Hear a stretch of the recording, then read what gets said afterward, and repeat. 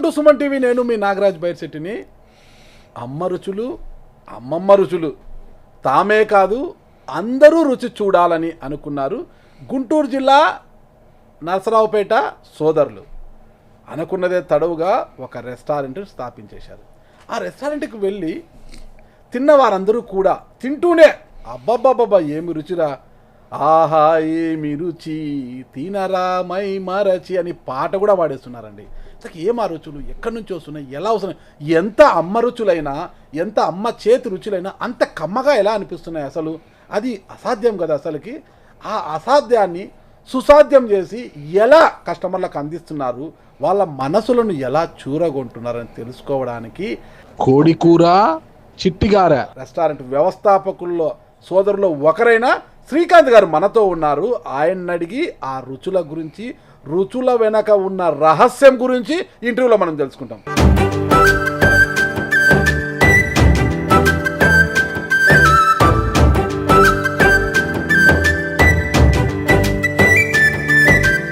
నమస్తే శ్రీకాంత్ గారు. నమస్తే నాగరాజు గారు. బాగున్నారా? బాగున్నా అండి, మీరు ఎలా ఉన్నారు? బాగున్నాండి. అమ్మ రుచి మనకే సొంతం కావాలి, అవును, మనమే తినాలి, ఫుల్గా మనమే తినాలి అమ్మ రుచి. కానీ మీరు అలా అనుకోలేదు.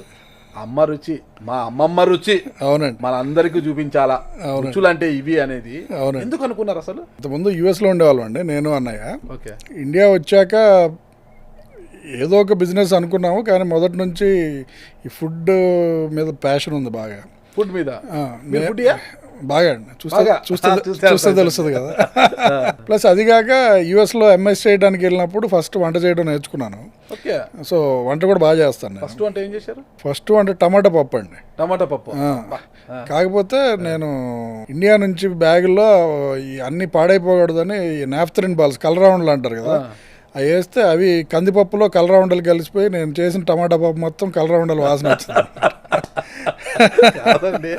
అమెరికాకి వెళ్ళారు, కందిపప్పులో కలరౌండలు కలిసి ఆ వాసన రాకుండా ఏ వాసన? అదే వచ్చిందండి.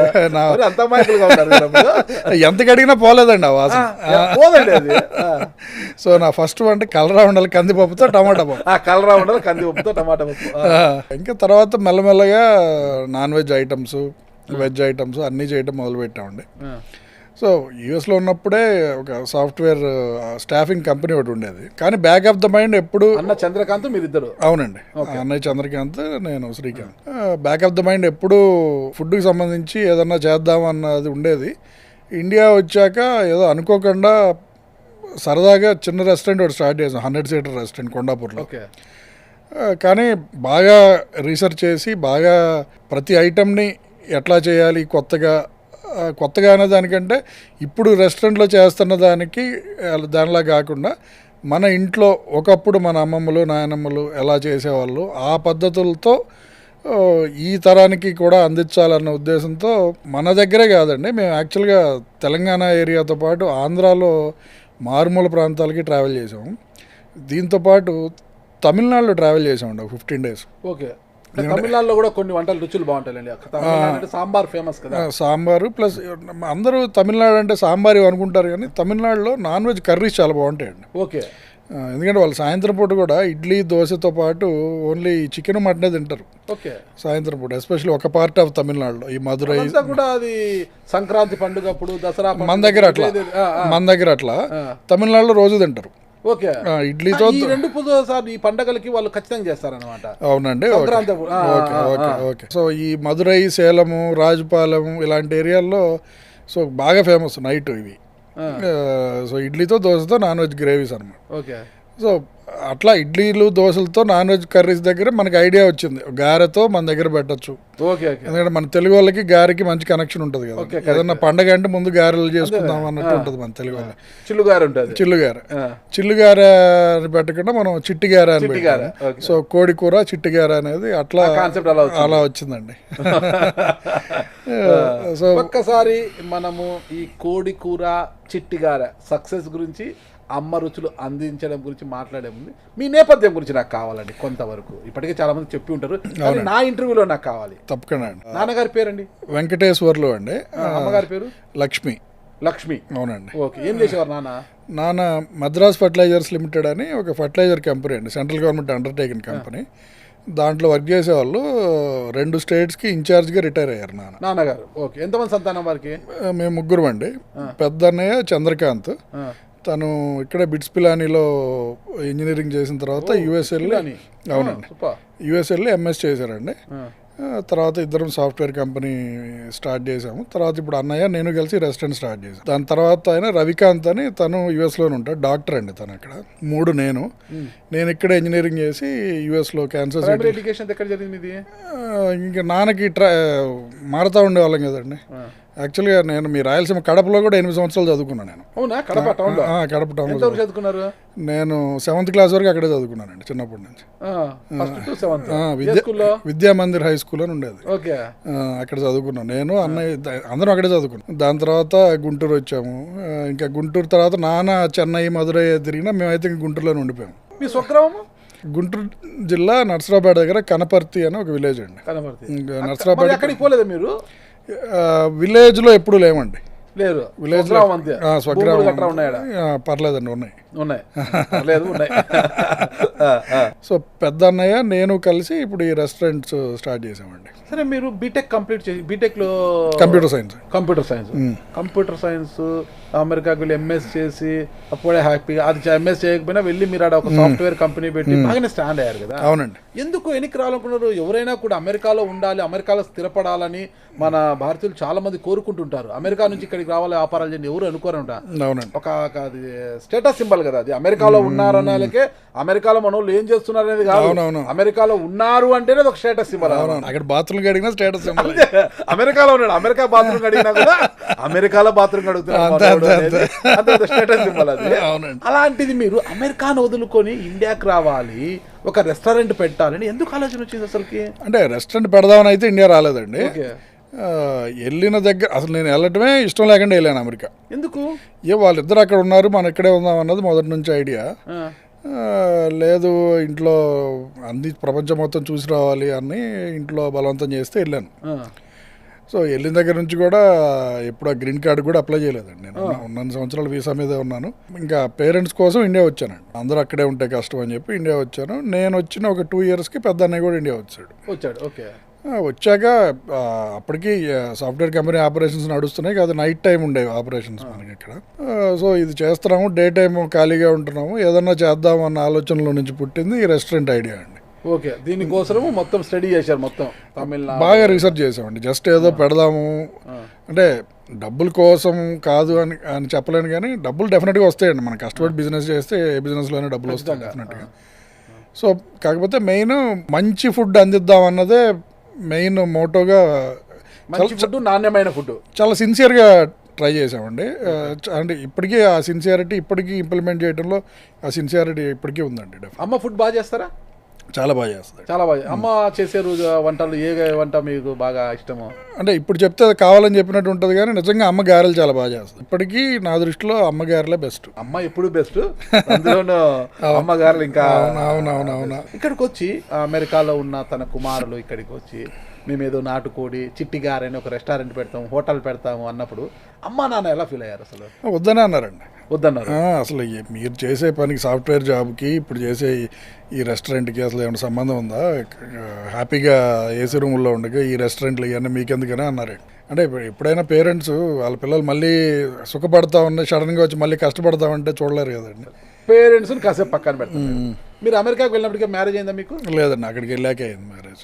అమెరికాకి వెళ్ళాక మ్యారేజ్? అవునండి. అమ్మాయి ఎక్కడ? ఖమ్మం అండి. ఖమ్మం, తెలంగాణ. అవునండి. ఓకే. ఆమె ఏం చదువుకున్నారు? బీఫార్మసీ చదివిందండి. బీఫార్మసీ. అవునండి. మా ఆయన అమెరికాలో ఉన్నాడు, సాఫ్ట్వేర్ ఉద్యోగం, మంచి ఫ్యామిలీ. అమెరికాలో నేను హ్యాపీగా ఉండొచ్చు. వాళ్ళ తల్లిదండ్రులు మా కుమార్తె అమెరికాలో ఉంది గొప్పగా చెప్పుకోవచ్చు. ఎన్నో కళలు, ఎన్నో. ఆ అమ్మాయి మీ వైఫ్ కూడా ఎన్నో కళలు కని ఉంటారు. అమెరికాలో ఉండాలి, అమెరికాలో పిల్లల్ని చదివించుకోవాలి, చాలా కళలు. ఒక్కసారిగా కళలన్నీ కూడా పెంచారు మీరు. వెనక్కి వచ్చేసి ఇండియాకు వచ్చి, సరే ఇండియాలోనే ఏదైనా సాఫ్ట్వేర్ ఉద్యోగమో, మంచి ఏసీ గదిలో ఉద్యోగం. మా ఆయన ఏంది కోడి కూర చిట్టిగారు అంటున్నాడు, హోటల్ ఏంటి, ఈ కథ ఏంటి అని అనుకోలేదా? అంటే పెళ్ళప్పుడే చెప్పానండి, ఎప్పటికైనా ఇండియా వచ్చి ఉండాలన్నదే నా ఇదని చెప్పాను. తను ఇండియా రావడము అనేది ఒకటి, నేను కంబ్యాక్ ఇండియాకి వచ్చేస్తాను చెప్పడం వేరే, ఇండియాకి వచ్చేది ఒక జాబ్ చేస్తాను, మంచి కంపెనీ పెడతాను, అది వేరే. అచ్చతలు కాబట్టి ఒక హోటల్ అంతేనండి, హోటల్. ఓకేనా, మరీ అచ్చతలు అంటే పూటకొల్ల ఇల్లు అట్లా కూడా అనొచ్చండి. మరి అచ్చతల కంటే దీని అన్నప్పుడు ఏ వైఫ్ అని ఒప్పుకుంటుందా? కష్టం కదా కాస్త. అంటే జనరల్గా మా వైఫ్ నేను ఏం చెప్పినా కాదందు, కాకపోతే దీనికి ఎందుకు మళ్ళీ కష్టపడటం అన్నది అయితే డెఫినెట్గా అన్నారు కదా. మరి వీళ్ళందరినీ కన్విన్స్ చేసి పేరెంట్స్ని ఈజీ కన్విన్స్ చేసి వైఫ్ని కన్విన్స్ చేయడమే చాలా కష్టం అనమాట. ఎలా కన్విన్స్ చేశారు? దానికి పెద్ద టైం పట్టలేదండి యాక్చువల్గా మా విషయంలో. పెద్ద టైం పట్టలేదు లేదండి, తను జనరల్గా ఏం చేస్తారన్నా సపోర్ట్ చేసే టైప్లోనే ఉంటుందండి, ఏం కాదు, అందరూ సపోర్ట్ చేశారండి. మన జీవిత భాగస్వామి మనల్ని అర్థం చేసుకుంటే అవునండి అంతకు మించిన అవునండి సుఖము సంతోషము ప్రపంచంలో ఎక్కడ దొరకదు, ఏమి దొరకదండి. కరెక్ట్, 100%. ఆ విషయంలో చాలా లక్కీ అండి. ఏ ధైర్యంతో అంటే సక్సెస్ అవుతామనే ధైర్యం చేశారా? అంటే జెన్యూన్గా హానెస్టీతో చేస్తే సక్సెస్ అవుతామన్న నమ్మకం డెఫినెట్గా ఉందండి. అంటే ప్లస్ దానికి తోడు ఏదైనా నష్టం వచ్చినా తట్టుకునే కెపాసిటీ కూడా అప్పట్లో ఉంది కాబట్టి ఆ ధైర్యం కూడా ఉంది. కానీ ఆ ధైర్యం ఇచ్చిన దానికంటే మన కష్టం, మన రీసెర్చ్, ఇంట్లో వాళ్ళ ఇన్పుట్స్, వంటల గురించి ఇవన్నిటిని దృష్టిలో పెట్టుకొని మనం సిన్సియర్గా కష్టపడితే గ్యారంటీగా సక్సెస్ అవుతాము అని బలంగా నమ్మి చేసామండి. దానికి తగ్గట్టే ఫస్ట్ డే నుంచే రెస్టారెంట్లో వెయిటింగ్ ఉండేదండి. ఫస్ట్ డే మీ రెస్టారెంట్లో తయారు చేసిన వంటకాలు ఏమి అమ్మ ఏమైనా హెల్ప్ చేశారా? లేదండి, అమ్మ ఫార్ములా ఇది వాడండి ఇది డెఫినెట్గా. అంటే మేము రెస్టారెంట్ పెట్టడానికి 2 నెలల ముందు నుంచే ట్రయల్స్ చేసాం. రెస్టారెంట్ మొత్తం బయట ఇంటీరియర్స్ ఇవన్నీ అవ్వకముందే ముందు కిచెన్ బిల్డ్ చేసామండి. కిచెన్ బిల్డ్ చేసి 2 నెలలు రోజు ఒక 10 మందిని 15 మందిని పిలిచి టేస్ట్ చూపించేవాళ్ళం ఫుడ్. వీటన్నిటిలోనూ ఇంట్లో వాళ్ళ ఇన్పుట్ తీసుకునేవాళ్ళం అండి. అమ్మని అడిగేవాళ్ళం, ఇట్లా ఏమన్నా డౌట్స్ ఎట్లా చేయొచ్చు బెటర్గా అనేది అడిగితే అమ్మ డెఫినెట్గా సలహాలు చెప్పేది. ఇప్పటికీ కూడా చెప్తుంది అమ్మ. మాస్టర్స్ ఎక్కడి నుంచి తీసుకొచ్చారు? మా మెయిన్ చెఫ్ అమలాపురం అండి. ఎందుకంటే మనము రెస్టారెంట్ పెట్టడమే కాదు, దానికి మూలం వచ్చి మాస్టర్లు. అవునండి, వాళ్ళ చేతి నుంచి వెలువడే వంటకం, ఆ పాకశాల మన మెయిన్ అదే అనమాట. అవునండి, మనం ఎంత ఖరీదైన హోటల్ పెట్టినా మాస్టర్ సరలేడంటే వేస్ట్. కరెక్ట్ అండి. ఎన్ని హంగులు చేసినా కూడా మాస్టర్ ఈజ్ ద అవునండి కింగ్ అక్కడ. అతనే మనకు మెయిన్. అవునండి. ఓకే, అమలాపురం నుంచి తీసుకొచ్చి అంటే మీరు ఎంత మంచి చెఫ్నైనా అండి, అతనికి తను హ్యాపీగా ఉండే వాతావరణం లేకపోతే, ఆ వాతావరణం మీరు కనిపించలేకపోతే ఎంత మంచి చెఫ్ అయినా ఉపయోగం ఉండదండి. కరెక్ట్. ఇది 100% తీసుకురావడం కాదు, అతనికి మంచి వాతావరణము, వీళ్ళని విడవకుండా నేను వెళ్ళకూడదు, వీళ్ళని విడిచి వెళ్ళకూడదు, నేను వీళ్ళతోనే ఉండాలి అనే వాతావరణాన్ని ఆ మాస్టర్ కల్పించాలి. అవునండి, కల్పిస్తే అతను ఉంటాడు దీర్ఘకాలం పాటు. అవునవును. దాదాపు మన దగ్గర మొదట మనం తీసుకున్న చెఫ్లు అందరూ ఇప్పటికీ ఉన్నారండి. అప్పుడు కొంచెం జూనియర్లుగా ఉన్న వాళ్ళందరూ ఇప్పుడు ఒక్కొక్క బ్రాంచ్కి ఇన్ఛార్జ్ చెఫ్లుగా అయిపోయారు. సో మనందరం వాళ్ళని మన ఇంట్లో మనుషుల్లాగే చూస్తాం, వాళ్ళు కూడా మనతో అంతే ఇదిగా ఉంటారండి. ఎప్పుడు ఏ రోజు మన రెస్టారెంట్ ఫస్ట్ రెస్టారెంట్ స్టార్ట్ అయింది? December 20, 2017 అండి, కొండాపూర్. December 20 కోవిడ్కి ముందు అండి. కోవిడ్కి ముందు ప్లస్ అప్పుడు ఇన్ని రెస్టారెంట్లు కూడా ఉండే కాదు కదండి. మన రెస్టారెంట్ పెట్టకముందే రెస్టారెంట్ బోర్డు 15 రోజుల ముందే పెట్టాము, కోడికూర చిట్టిగార అని బోర్డు. ఆ బోర్డు రోజు లైట్లు ఆన్ చేసేవాళ్ళం. సో ఈవినింగ్ చాలామంది వచ్చేవాళ్ళు, రెస్టారెంట్ ఓపెన్ అయిందేమో అనుకొని ప్రతిరోజు ఒక 100 మంది అట్లా వచ్చి చూసి వెళ్ళేవాళ్ళు. సో అప్పుడు అనుకున్నాం గ్యారంటీగా జనాలకి మంచి ఎక్స్పెక్టేషన్స్ ఉన్నాయి, రీచ్ అవ్వాలంటే మనం బాగా కష్టపడాలి అన్నది అప్పుడే అనుకున్నామండి. సో ఎందుకంటే ఆ పేరు చాలా ఈజీగా జనాల్లోకి వెళ్ళిపోయే పేరు కదండి. పేరు చాలా కనిపించే ఫేస్, క్యాచీగా ఉండే ఫేస్, నవ్వు వస్తుందండి మీకు. నేను చూసానండి, నేను ఒక రోజు నవ్వుకున్నా, అందరికీ ఒక స్మైల్ వస్తుంది ఫేస్ మీద.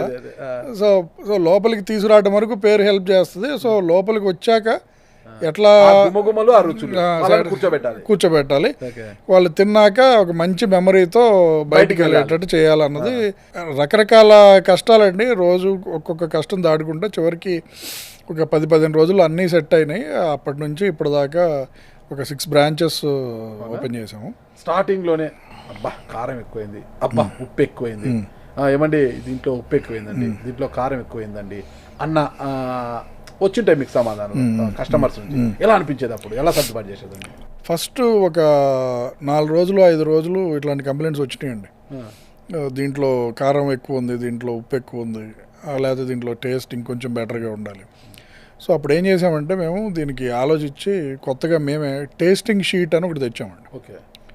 సో రెస్టారెంట్ లంచ్ అవర్ 12కి స్టార్ట్ అంటే 11:15 11:30కి ఫుడ్ అయిపోతుంది అనుకుంటే 11:30కి చేసిన అన్ని ఐటమ్స్ చిన్న చిన్న బౌల్స్లో ఒక 2 స్పూన్లు 3 స్పూన్లు తీసుకొచ్చి దాదాపు ఒక 30-40 బౌల్స్ మా ముందు పెడతారండి. ఫస్ట్ చెఫ్ టేస్ట్ చేస్తాడు, మెయిన్ చెఫ్ టేస్ట్ చేసి తను అన్ని ఏమైనా కరెక్షన్స్ ఉంటే చేసి అన్నీ బాగున్నాయని ఒక సర్టిఫై చేసి ఒక సంతకం పెడతాడు టేస్టింగ్ షీట్ మీద. తర్వాత సెకండ్ చెక్ నా దగ్గరకు వస్తుంది. ఇప్పుడు నేను అన్నీ టేస్ట్ చేసి అన్నీ బాగున్నాయని చెప్పి సంతకం పెడతాను. ఇంకా అప్పటి నుంచి ఇంక ఎప్పుడో ఒకప్పుడు తప్పితే ప్రాబ్లమ్స్ అంటూ లేవండి. లంచ్లో డిన్నర్లో కంపల్సరీగా మేము టేస్టింగ్ షీట్ సైన్ చేస్తామండి. ఓకే. సో ఆ టేస్టింగ్ షీట్ సైన్ చేసి వాట్సాప్లో అప్లోడ్ కూడా చేస్తాం. సో ఈ మనం పొద్దున ఇప్పుడు ఫర్ ఎగ్జాంపుల్ చికెన్ కర్రీ ఏదన్నా కారం అనో ఉప్పు ఎక్కువైందని కంప్లైంట్ వస్తే వాట్సాప్లోకి వెళ్ళి చూస్తాం. పొద్దున ఒకవేళ ఉప్పు ఎక్కువైతే సాల్ట్ ఎక్కువైంది తగ్గించాలని కామెంట్ రాసి సెట్ చేస్తాం కూడా. అరే పొద్దున ఎట్లా మిస్ అయ్యాం ఇది, ఎందుకు కొంతమంది ఉప్పు తక్కువ తినే వాళ్ళు ఉంటారు. సరే ఓకే మనం టేస్ట్ చేసాం కదా ఒక కాన్ఫిడెన్స్ అయితే కాన్ఫిడెన్స్తో ముందుకు వెళ్తామండి. సో ఆ టేస్టింగ్ షీట్ అనేది మాకు బాగా హెల్ప్ చేస్తుందండి.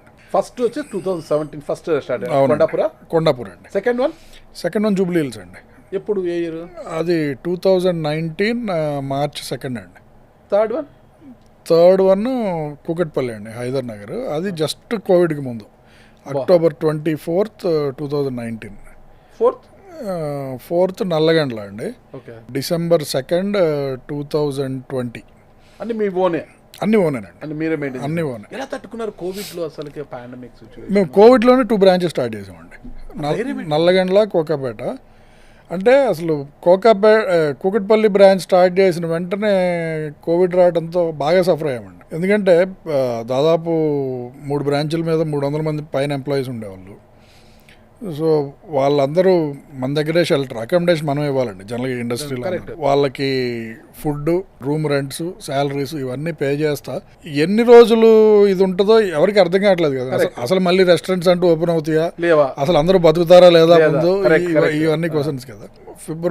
మార్చిలో అనుకుంటా, ఫిబ్రవరి లాస్ట్లో లాక్డౌన్.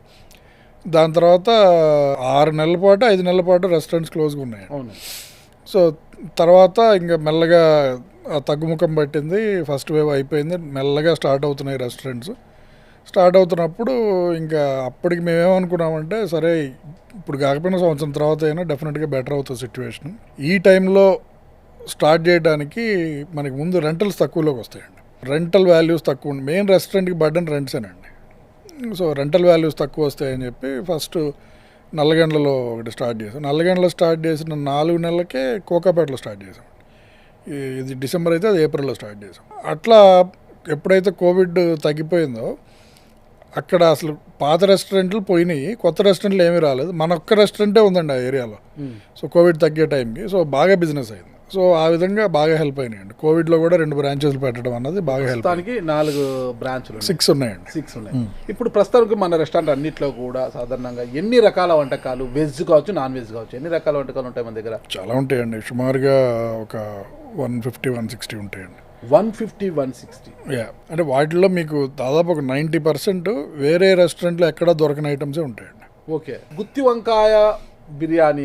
గుత్తి వంకాయ బిర్యానీ ఎలా, ఆ కాన్సెప్ట్ ఎలా తీసుకొచ్చారు? మా పేరులో నాన్ వెజ్ నేమ్ కదండి, కోడికూర చిట్టిగార అనేది. సో మాకు మొదటి నుంచే భయం ఉందండి, వెజిటేరియన్స్ దూరం అయిపోతారు. సో వెజిటేరియన్స్ రావాలంటే ఏం చేయాలి అన్న దాని మీద మేము వెజ్ మీద బాగా కాన్సన్ట్రేట్ చేసామండి. ఈ గుత్తి వంకాయ బిర్యానీ కాదండి, మా దగ్గర స్పైసీ గారె బిర్యానీ అని ఒకటి ఉంటుంది. స్పైసీ గారె బిర్యానీ గారెతో చేస్తాము. ఇప్పటికీ మా వెజ్ బిర్యానీస్లో బెస్ట్ సెల్లర్ అది. కట్ మిర్చి బిర్యానీ, కట్ మిర్చి బిర్యానీ అని ఒకటి ఉంటుంది. కట్ మిర్చి యాక్చువల్లీ మీ రాయలసీమలో బాగా పాపులర్. కట్ మిర్చి కడప సైడు కట్ మిర్చి అది బజ్జీలు ఉంటాయి. సో ఆ కట్ మిర్చితో బిర్యానీ చేస్తాం. స్పైసీ లవర్స్కి చాలా బాగా ఉంటుందండి అది. అండ్ పచ్చిమిర్చి పన్నీర్ పలావ్ అని చెప్పి ఒకటి ఉంటుంది మా దగ్గర, అది కూడా చాలా పాపులర్. అండ్ మీకు ఆ డెజర్ట్స్లో కూడా సీతాఫల్ రబడీ అనే డెజర్ట్ని కనిపెట్టింది మనమేనండి. సో మన దగ్గర through out the year Sitaphal ఉంటుంది. అండ్ అట్లానే పెరుగన్నంతో పాటు ఈ కోస్టల్ ఏరియాలో పెరుగన్నంతో పాటు మామిడి పండు తింటారు. అవునండి. అది కూడా మన దగ్గర త్రూ అవుట్ ద ఇయర్ ఉంటుంది. ఓకే మామిడి రసం కర్డ్ రైస్ అని చెప్పి అది చాలా టాప్ సెల్లర్ మన దగ్గర. ఓకే ఎక్కడెక్కడ నుంచో వస్తారు జస్ట్ అది తినడానికి. సో వాటిలో కూడా ప్రిజర్వేటివ్స్ ఏమీ వాడవండి. నాన్ వెజ్ ప్రియులనే కాకుండా వెజ్ ప్రియులను కూడా మీరు సంతృప్తి పరుస్తున్నారు.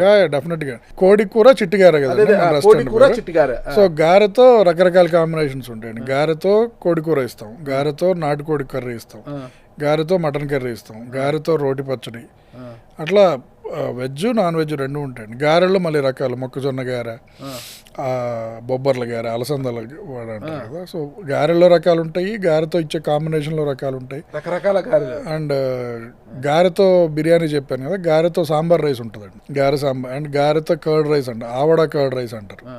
ఆవిడ అంటే పెరుగు గారె అంటారు కదండి, పెరుగు గారెతో కర్డ్ రైస్ ఉంటుంది మన దగ్గర.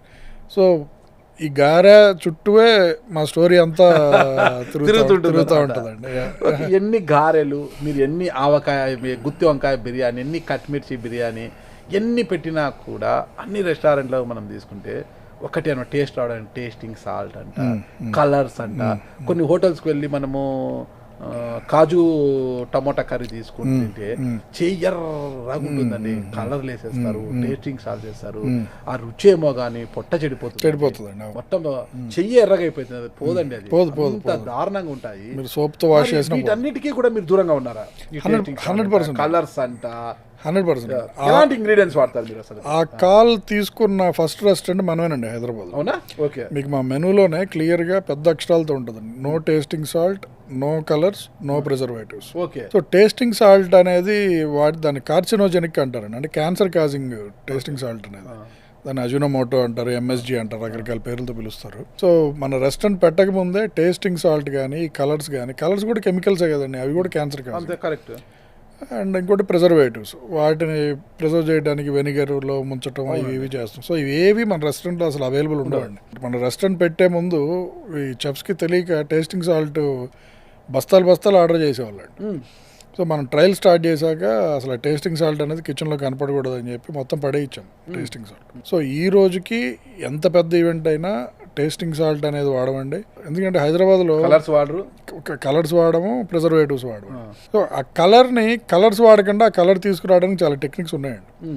ఫర్ ఎగ్జాంపుల్ మీకు టొమాటో చిల్లీస్ అని దొరుకుతాయి, ఎక్కువగా వరంగల్ ఏరియాలో పండుతుంది. ఆ టొమాటో చిల్లీ మీకు కారం పెద్ద ఏమి ఉండదండి, కదా కలర్ వస్తుంది, బాగా రెడ్ టొమాటో కలర్లో వస్తుంది, ఆయిల్లోనే వేసి.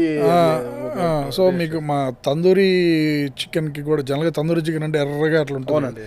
మా దగ్గర అంత ఎర్రగా ఉండకపోయినా మేము వాడే టొమాటో చిల్లీ పౌడర్ వల్ల కొంచెం డీసెంట్ రెడ్ కలర్లో వస్తుంది. సో మీరు చెప్పే టొమాటో కాజు కర్రీ మా దగ్గర తీసుకున్నా చూడటానికి అంత రెడ్ కలర్లో ఉండదు, కానీ దాంట్లో ఏ కలర్ ఉండదండి, టొమాటో చిల్లీ పౌడర్ వాడతాం. సో అట్లా ప్రతిదానికి ఒక ఆల్టర్నేటివ్ ఉంటుందండి. మీకు ఏదైనా ఆరెంజ్ కలర్ కావాలంటే పాలు పసుపు కలిపితే ఆరెంజ్ కలర్ వచ్చేస్తుంది. సో న్యాచురల్గా కూడా మీరు కలర్స్ లేకుండా చేయడానికి మీకు ఆలోచన ఉండాలే కానీ డెఫినెట్గా బాగా చేయొచ్చండి. And at the same time మేము మా ఇంగ్రీడియంట్స్ కూడా, మా కూరగాయలు అవి ఇక్కడ మాకు బాకారం అన్న ఒక ఊర్లో మొయినాబాద్ దగ్గరలో పొలం ఉందండి. మెజారిటీ కూరగాయలు మా సొంత పొలంలోనే పండుతాయండి మనం వాడే కూరగాయలు. ఓకే. ఫర్టిలైజర్స్ వాడమండి, అంటే టోటలీ పెస్టిసైడ్ ఫ్రీ అని చెప్పను, కానీ మినిమల్ పెస్టిసైడ్స్ వాడి, ఎందుకంటే మా ఇంట్లో కూడా అయ్యే కూరగాయలు తింటాం మేము. సో ఎక్కువగా నీమ్ ఆయిల్, వేప నూనె అంటారు కదా, సో వేప నూనె వీటితోనే మ్యాక్సిమం చేయడానికి ట్రై చేస్తాం. సో టోటలీ ఆర్గానిక్ అని చెప్పనండి, బట్ ఒక 90% అయితే ఏ కెమికల్స్ వాడకుండానే మేము కూరగాయలు పండిస్తామండి. ఎందుకంటే 100% చేయడం అంత ఈజీ కూడా కాదండి. కరెక్ట్.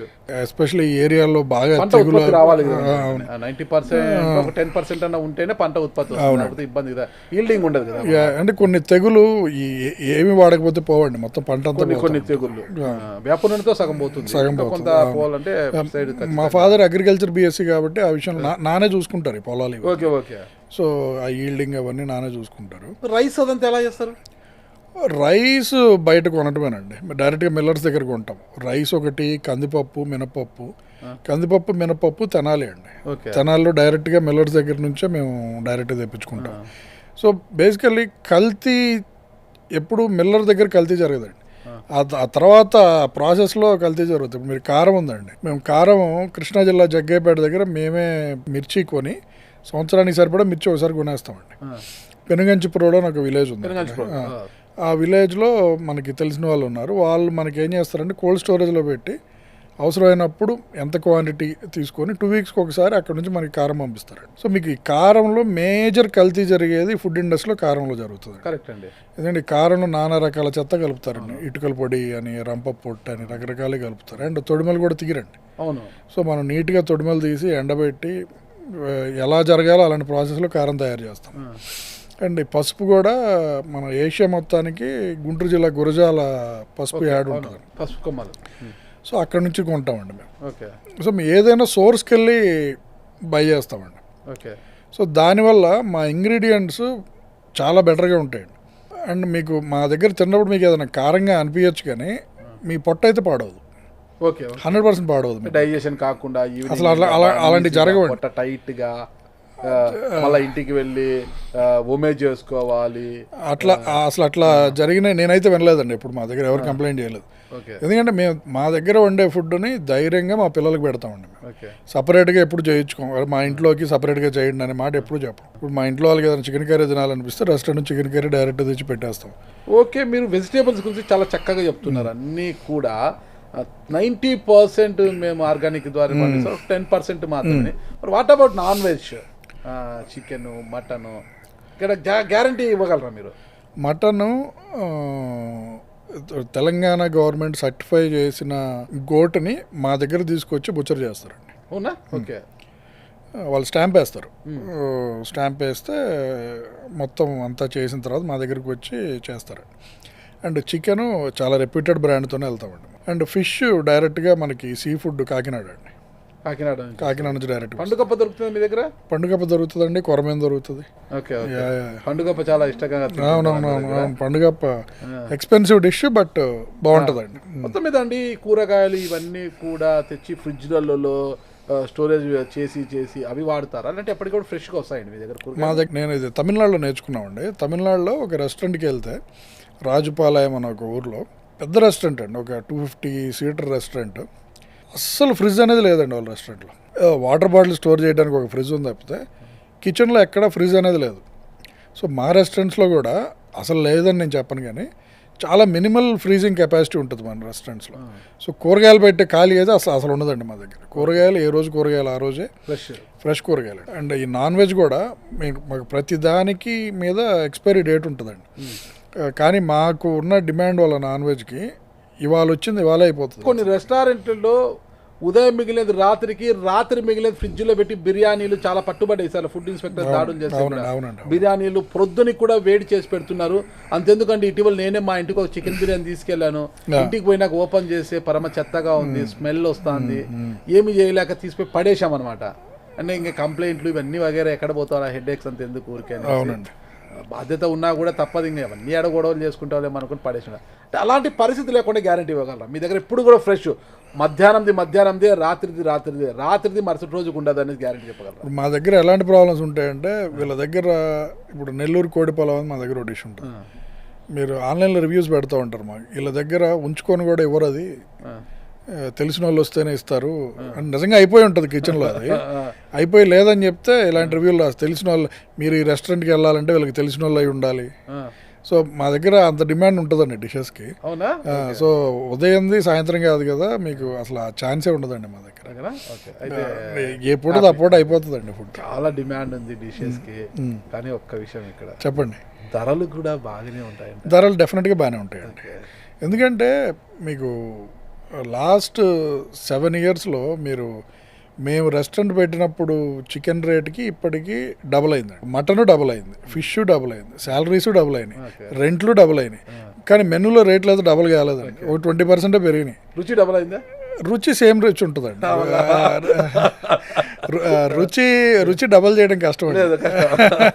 ఎందుకంటే ఫస్ట్ ఇవ్వడమే మేము బెస్ట్ రుచి ఇచ్చాం కాబట్టి రుచిని డబల్ చేయడం కష్టం. యాక్చువల్గా చెప్పాలంటే ఇప్పుడు మేము పెడుతున్న రేట్లు కూడా మాకు అంతగా ప్రాఫిట్ వచ్చే రేట్లు కాదండి. ఎందుకంటే మేము గత 7 సంవత్సరాల్లో మీరు చూస్తే మేము గారెల్లోకి వాడే మినపప్పు 3 times పెరిగిందండి రేటు. 50 రూపాయలు ఉండేది మేము మినపప్పు మేము రెస్టారెంట్ పెట్టినప్పుడు, ఇప్పుడు 150 రూపాయలు ఉంది. నూనె కూడా అంతేనండి. అన్ని ఐటమ్స్ పెరిగిపోయినాయండి. నిజంగా మీరు క్వాలిటీ ఫుడ్ ఇవ్వాలి అంటే రెస్టారెంట్స్లో మీరు ఒక మంచి క్వాలిటీ చెఫ్ కావాలి, క్వాలిటీ ఇంగ్రీడియంట్స్ కావాలి అంటే డెఫినెట్గా మీరు ఒక రేటు ఒక కొంచెం ఎక్కువ పెట్టక తప్పదండి. ప్రజెంట్ సిచ్యువేషన్ అట్లా ఉంది. లేదు కరెక్ట్ అండి, రుచి కావాలన్నప్పుడు కాస్ట్ కూడా పెట్టక తప్పదు. అంటే ఆ ఇన్ఫ్లేషన్ అన్ని రేట్లు పెరిగిపోయినాయి కదండి. అమెరికాలో హై పొజిషన్లో ఉండాల్సిన తన భర్త ఇండియాకి వచ్చినప్పుడు మీ శ్రీమతి కొంత కంగారు పడి ఉండవచ్చు, ఇప్పుడు పడి ఉండవచ్చు.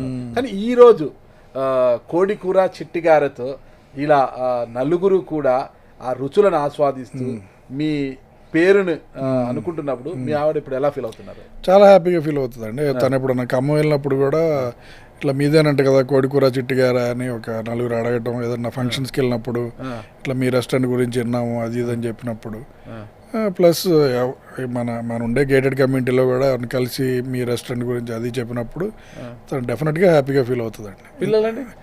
పిల్లలు కూడానండి, కిడ్స్ మీకు? ఇద్దరండి, ఒక అబ్బాయి ఒక అమ్మాయి.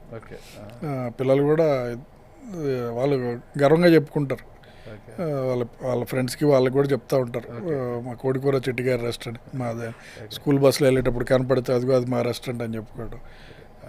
అన్న గారు కూడా ఎక్కువగా ఫోకస్ చేస్తుంటారు దీని మీద, చంద్రకాంత్ గారు? ఇద్దరం ఫోకస్ చేస్తామండి. ఇద్దరు కూడా.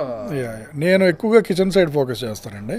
అన్నయ్య ఆపరేషన్స్ అండ్ కొత్త బ్రాంచ్ కన్స్ట్రక్షన్స్ అవన్నీ ఎక్కువ అన్నయ్య ఫోకస్. బ్రాంచ్లు అంటే నాకు గుర్తొస్తుందండి, ఇప్పుడు ఈ ఫ్రాంచైజెస్ ఎక్కువ అయిపోయాయండి. ఫ్రాంచైజ్ మోడల్ ఎక్కువ వచ్చేసింది, చాలా మంది బ్రాండింగ్స్, కొంతమంది అంతంత మాత్రం ఉన్న వాళ్ళు కూడా ఫ్రాంచైజీస్ చేస్తున్నారు, ఫ్రాంచైజ్ మొత్తం ఇంత పేరు వచ్చింది కదా మీకు, మరి ఫ్రాంచైజీ విధానంలోకి ఏమైనా వెళ్తున్నారా? ఇప్పటిదాకా వెళ్ళకపోవడానికి కారణం అండి, ఇప్పటిదాకా ఉన్నాయండి మన ఓన్వేనండి.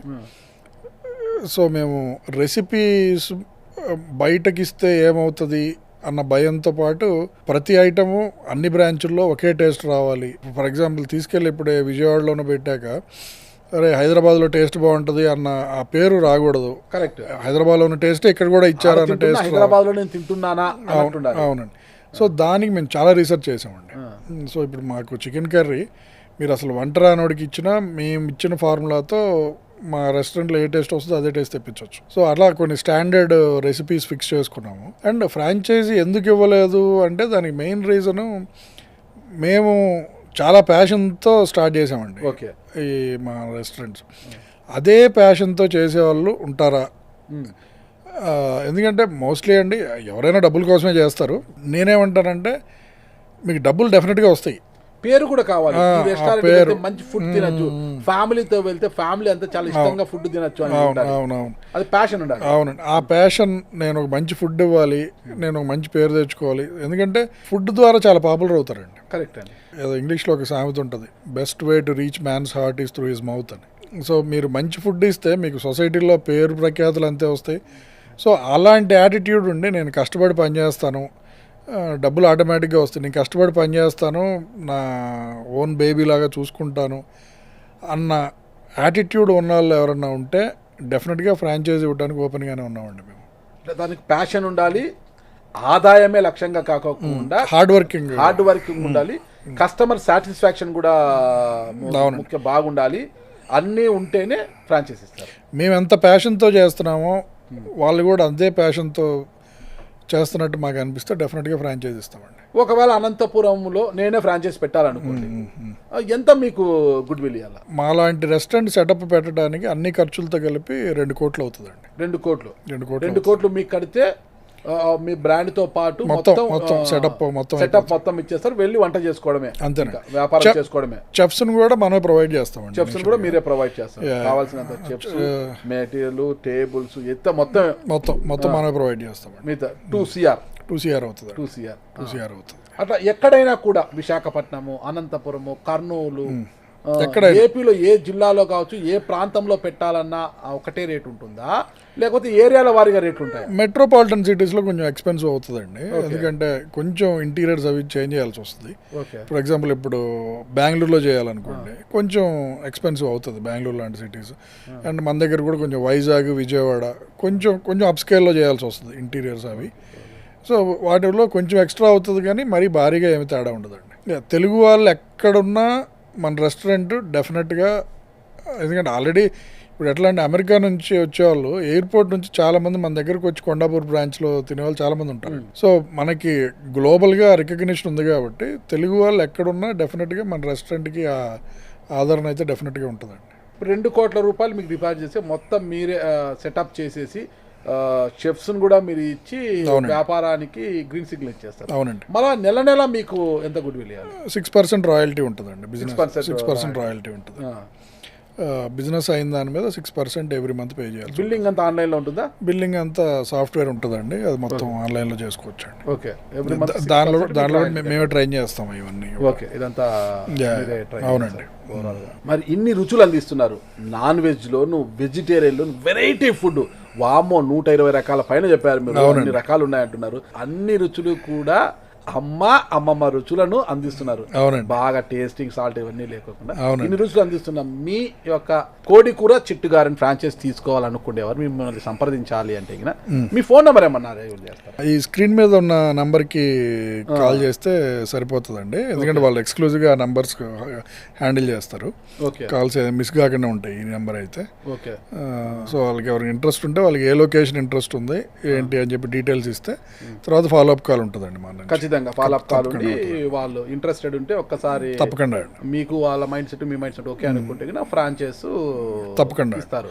అంటే ఇది కోట్ల రూపాయలు డబ్బు సంపాదించాలనుకుంటున్నారా మీరు, లేదా మన బ్రాండ్ని డెవలప్ చేయడంతో పాటు మా రుచులను 2 రాష్ట్రాల వారంతా కూడా చూడాలనే ఉద్దేశంతో చేస్తున్నారా? 2 రాష్ట్రాలే కాదండి, గ్లోబల్గా ప్రపంచంలో తెలుగు వాళ్ళు ఎక్కడున్నా అక్కడికి మన రుచుల్ని తీసుకెళ్ళాలి అన్నది. ఎందుకంటే ఇప్పుడు జనరల్గా ఇండియన్ ఫుడ్ అంటే ఒకటి బయట కంట్రీస్ వాళ్ళకి చికెన్ టిక్కా మసాలా, పన్నీర్ టిక్కా మసాలా, లేకపోతే ఈ మధ్య హాఫ్ ప్లేట్ బిర్యానీ. సో వీటికంటే కూడా బాగా ఉండి అంతకంటే రుచిగా ఉండి మన స్టమక్ని బాగా సాటిస్ఫై చేయగలిగిన డిషెస్ మన తెలుగులో చాలా ఉన్నాయండి. సాటిస్ఫై అవుతుంది, ఇబ్బంది పెట్టకుండా ఉంటే చాలండి. అవునండి, స్టమక్ ప్రశాంతంగా అది ప్రశాంతంగా వెళ్తా. అవునవునవును. సో అలాంటి డిషెస్ మన తెలుగు వంటల్లో చాలా ఉన్నాయండి.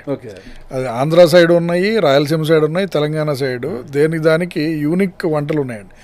అలాంటివి మన తెలుగు వాళ్ళు ఎక్కడున్నా ఆ ఏరియాకి తీసుకెళ్లాలన్నది మా సింగిల్ మోటో. మన తెలుగు వాళ్ళతో పాటు అక్కడ ఉండే వాళ్ళు కూడా మనవి తిని మన క్యూజిన్ ఇంకా పాపులర్ అవ్వాలన్నదే మా ఆలోచన, మీ మోటివ్. అంతే. అవునండి, అదే ఆలోచన. సరే, మిమ్మల్ని ఈ స్థాయికి తీసుకొచ్చి ఇక్కడ అమెరికాలో సాఫ్ట్వేర్ రంగాన్ని వదిలిపెట్టి ఇక్కడికి వచ్చి కోడి కూర చిట్టుగార పెట్టారు.